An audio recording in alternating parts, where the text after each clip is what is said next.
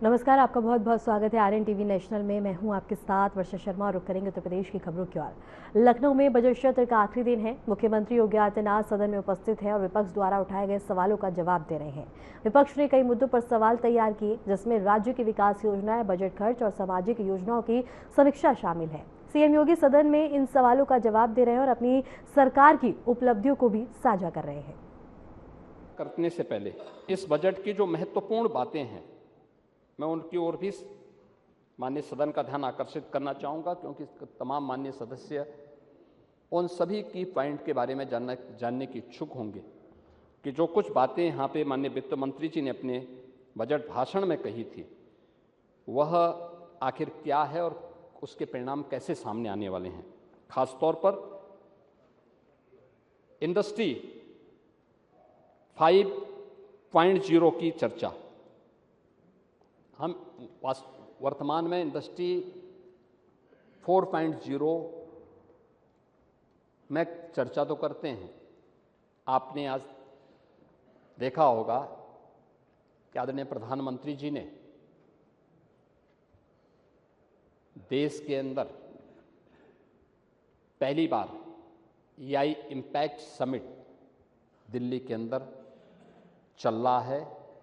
20 से अधिक देशों के राष्ट्राध्यक्ष कल आदरणीय प्रधानमंत्री जी के साथ उस समिट में उपस्थित थे। 100 से अधिक देशों के प्रतिनिधि उस समिट में भाग ले रहे हैं। दुनिया के 100 से अधिक देश। भारत एक उस फील्ड का एक नया लीडर बनकर के उभरा है और उस दिशा में इंडस्ट्री 4.0 ने तो हमें ऑटोमेशन की तरफ, इंटरनेट ऑफ थिंग्स की तरफ, बिग डेटा और एआई के माध्यम से हमारी बढ़त बढ़ाई। आज वहीं ये जो नया 5.0 की जो एक इंडस्ट्री जो 5.0 की हम बात कर रहे हैं, तो इसमें अब जो टेक्नोलॉजी केंद्रित जो नया मॉडल सामने आ रहा है, वह मानव केंद्रित और मूल्य आधारित एक औद्योगिक व्यवस्था की स्थापना पर आधारित होना है। और इसमें जो सबसे बड़ी भूमिका का निर्वहन करने वाला है एआई, आज औद्योगिक क्रांति का एक प्रमुख एनेबलर बनने जा रहा है। ये बहुत महत्वपूर्ण होने जा रहा है। उसके लिए हम लोगों ने इस बजट में कहा है और इसी दिशा से जिन मुद्दों पर हम लोग यहाँ पे आज चर्चा कर रहे हैं, और मुझे देख के जहां एक और थी कि पूरा देश और पूरी दुनिया भारत की तरफ देख रही है, वहीं भारत मंडपम में जो कार्यक्रम चल रहा है, यानी एक तरफ प्रधानमंत्री मोदी जी के नेतृत्व में भारत दुनिया की एक बड़ी ताकत के रूप में अपने आप को स्थापित किया है, दुनिया के अंदर भारत के विश्वास को मजबूत किया है, और दूसरी तरफ आज एक शर्मनाक घटना भारत मंडपम में करने का प्रयास कांग्रेस के युवा संगठन ने करने का प्रयास किया है। पूरी दुनिया के अंदर भारत की छवि को खराब करने का कुत्सित प्रयास हुआ और हम इसकी निंदा करते हैं। यह बहुत ही शर्मनाक घटना है कांग्रेस के लोगों के द्वारा, कांग्रेस के नेताओं का। ये यानी देश की कीमत पर ये लोग खिलवाड़ करना चाहते हैं। राजनीति होती है, आरोप प्रत्यारोप होते हैं, लेकिन हम देश की कीमत पर सौदेबाजी करें, देश की छवि के साथ खिलवाड़ करें, जहां 100 से अधिक देशों के लोग भागीदार बन रहे हों, वहां पर इस प्रकार के उत्पात मचा करके अराजकता फैलाने का प्रयास असह्य है। और मुझे लगता है कि हर भारतवासी को इस घटना की निंदा करनी चाहिए, भर्त्सना करनी चाहिए, और जो भी इसके पीछे है उसके खिलाफ कठोरतम कार्रवाई की जानी चाहिए, जो लोग भारत की छवि को खराब करने का प्रयास कर रहे हैं। महोदय, जो इस बजट में महत्वपूर्ण घोषणाएं हुई हैं, उसमें मुख्य रूप से जो घोषणाएं हुई हैं उनमें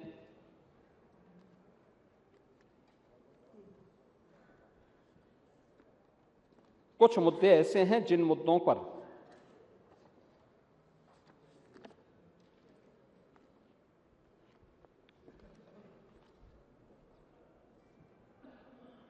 इस बजट में जिसका प्रावधान किया गया है, खासतौर पर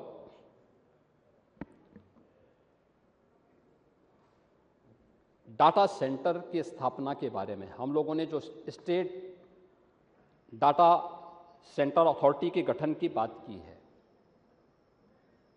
डाटा क्या है और इसके बारे में मुझे लगता है कि कुछ उदाहरण के साथ में मैं माननीय सदन का ध्यान भी आकर्षित करना चाहूँगा कि कैसे इसका इम्पैक्ट होता है और कैसे एक गेम चेंजर हो सकता है। प्रभाव क्या है इसका, कैसे हो सकता है। यानी डाटा के बारे में आज पूरी दुनिया के अंदर ये मान्यता है। पहले एक समय था जब दुनिया के अंदर ऑयल इकोनॉमी मानी जाती थी, यानी जिसके पास तेल है अर्थव्यवस्था पर उसका कब्जा है। बाद में जितनी भी अन्य टेक्नोलॉजी आई, जिसको आप आज की इमर्जिंग टेक्नोलॉजी के रूप में जानते हैं, या फिर अलग अलग समय में आई जिसका एकाधिकार था, उन लोगों ने उस पर अपना आधिपत्य स्थापित करने का प्रयास किया। लेकिन आज के समय में जो हमारा मानना है कि, और पूरी दुनिया भी इस बात को मानती है कि एआई आज के समय का जो सबसे बड़ा वो बनने जा रहा है, वो एआई बनने जा रहा है। और एआई ही ऑयल का स्थान लेने वाला है, और किस रूप में लेने जा रहा है इसके बारे में सबसे पहली जो रिक्वायरमेंट उसकी है वो डाटा सेंटर की है। और डाटा सेंटर की दिशा से उत्तर प्रदेश के अंदर ने अपने कई कदम बढ़ाए हैं। हमने उसके लिए डाटा सेंटर क्लस्टर की स्थापना के कार्यक्रम को आगे बढ़ाया है। 2017 के पहले उत्तर प्रदेश के अंदर डाटा सेंटर नहीं थे, लेकिन हम लोगों ने इसके बाद डाटा सेंटर स्थापित करने की कार्रवाई की है, और अब तक हमारे पास कई डाटा सेंटर यूपी के अंदर स्थापित हो चुके हैं और कई हमारे पास प्रस्तुत हैं। लेकिन उसका क्लस्टर किस रूप में हमारे लिए उपयोगी हो सकता है और ये जो न्यू ऑयल के रूप में काम करेगा, इसकी उपयोगिता को हमें बहुत महत्वपूर्ण ढंग से समझना होगा। खासतौर पर जो डिजिटल डाटा को स्टोर करना, उसको प्रोसेस करना, उसको मैनेज करना, ये तीन महत्वपूर्ण प्रक्रियाएं उसकी जो होती हैं। और उसी दिशा से हम लोगों ने इस बात को ध्यान में रख करके आगे बढ़ाया है, जिसमें हम लोग इस बात को मानते हैं कि हमारे पास जो कुछ भी है, यानी अब तक शासन की जो कार्यप्रणाली थी, हमने डाटा सेंटर अथॉरिटी के गठन की इस प्रक्रिया को क्यों आगे बढ़ाया। आप अक्सर देखते रहे होंगे, आप तो मंत्री भी रहे हैं, अध्यक्ष के रूप में भी आपने, इस सदन के माननीय स्पीकर के रूप में भी आपने लंबे समय तक आपने कार्य किया है। आप देखते रहे होंगे, और बहुत बार गलती मंत्रियों की नहीं होती है, या लेकिन उन विभागों के माध्यम से कोई एक तरीके को माध्यम नहीं होता है, वो अलग अलग डाटा अलग अलग समय में देते रहे हैं। एक ही चीज के आंकड़े अलग अलग समय में अलग अलग एक ही विभाग दे देता है। इससे बचने के लिए, क्योंकि सही डाटा नहीं होता तो हम उसके अनुसार फिर कार्य योजना और उसके अनुरूप रणनीति नहीं तैयार कर पाते हैं। और इसके लिए एक ये व्यवस्था, हमारी अप्रोच हमारा क्या होता था, अब तक हमारा जो अप्रोच होता था वह समस्या से समाधान की तरफ होता था। हम उसके बारे में ये नहीं कर पाते थे कि हमें फ्यूचर क्या करना है, इसका फ्यूचर क्या होगा, आगे क्या हमारी।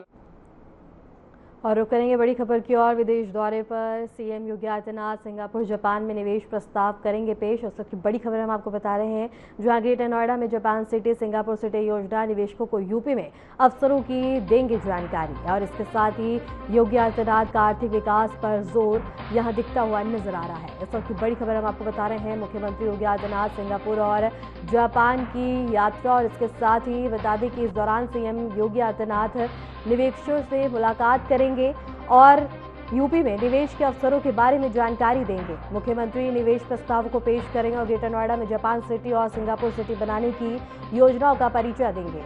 और यह दौरा राज्य में विदेशी निवेश बढ़ाने और आर्थिक विकास को गति देने के लिए किया जा रहा है।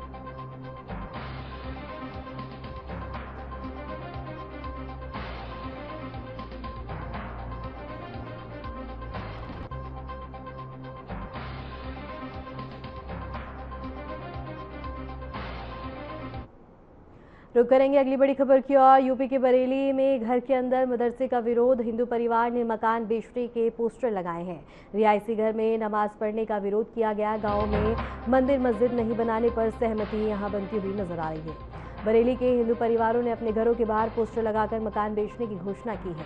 परिवारों का कहना है कि घर में लोग नियमित रूप से नमाज पढ़ते हैं, जिससे उन्हें परेशानी हो रही है। उन्होंने यह भी कहा कि यह उनके रहने और निजी जीवन में दखल देने जैसा है। वहीं ग्रामीणों का कहना है कि गांव में नए मंदिर या मस्जिद बनने के लिए और इसके साथ ही बता दें कि घर में मदरसे पर भड़के हिंदू रिहायशी घर में नमाज कराने का विरोध किया जा रहा है और इसके साथ ही बता दें कि यहाँ लगातार विरोध देखने को मिल रहा है। घर में मदरसे पर भड़के हिंदू रिहायशी घर में समाज और इसके साथ ही नमाज कराने का विरोध यहाँ किया जा रहा है। और ग्राफिक्स के जरिए से हम आपको बता रहे हैं, जहां घर में मदरसे पर भड़के हिंदू और रिहायशी घर में नमाज कराने का विरोध, हिंदू परिवारों ने घर बिकाऊ का पोस्टर लगाया है। गांव में मंदिर मस्जिद नहीं बनाने का समझौता। बरेली के थाने की ये पूरी घटना हम आपको बता रहे हैं, जहां मोहम्मदगंज गांव के घर के अंदर मदरसे की शिकायत। इस वक्त की बड़ी खबर हम आपको बता रहे हैं। बरेली के थाना क्षेत्र के मोहम्मदगंज गांव में एक घर में चल रहे मदरसे और नमाज पढ़ने को लेकर विवाद हो गया।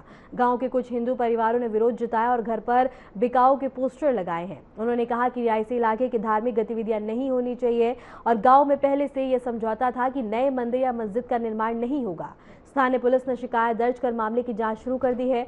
प्रशासन स्थिति को शांत करने के लिए मौके पर निगरानी रख रहा है।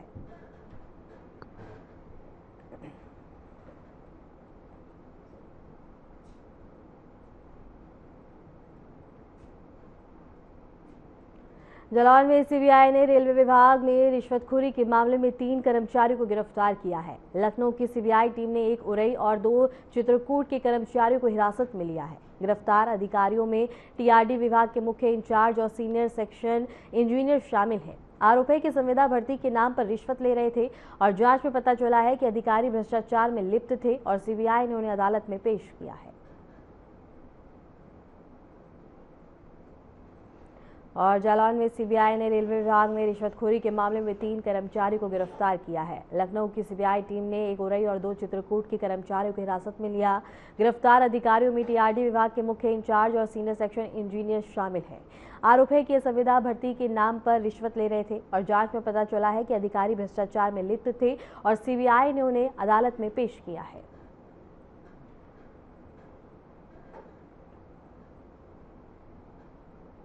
हरदौई के शाहबाद थाने के प्रभारी निरीक्षक जितेंद्र प्रताप सिंह को कर्तव्यों में लापरवाही और उच्च अधिकारी के निर्देश की अवहेलना के आरोप में निलंबित कर दिया गया। ये कार्रवाई पुलिस अधीक्षक अशोक कुमार मीणा ने सहायक पुलिस अधीक्षक और क्षेत्र अधिकारी शाहबाद की रिपोर्ट के आधार पर की है। रिपोर्ट में कहा गया था कि क्षेत्र में डकैती, हत्या और छिनैती जैसी गंभीर घटनाओं की रोकथाम में सक्रिय नहीं दिख रहे थे और मामलों के निस्तारण में लापरवाही बरती जा रही थी। साथ ही पुलिस अधीक्षक ने प्रशासनिक फेरबदल करते हुए बिलग्राम थाने के प्रभारी निरीक्षक अरविंद कुमार राय को थाने का नया प्रभारी बनाया है और विशेष जांच के निरीक्षक विजय कुमार को बिलग्राम थाने का कार्यभार सौंपा है। पुलिस अधीक्षक ने सभी अधिकारियों और कर्मचारियों को सक्रियता बरतने के निर्देश दिए और साथ ही लापरवाही पर सख्त कार्रवाई की चेतावनी दी है।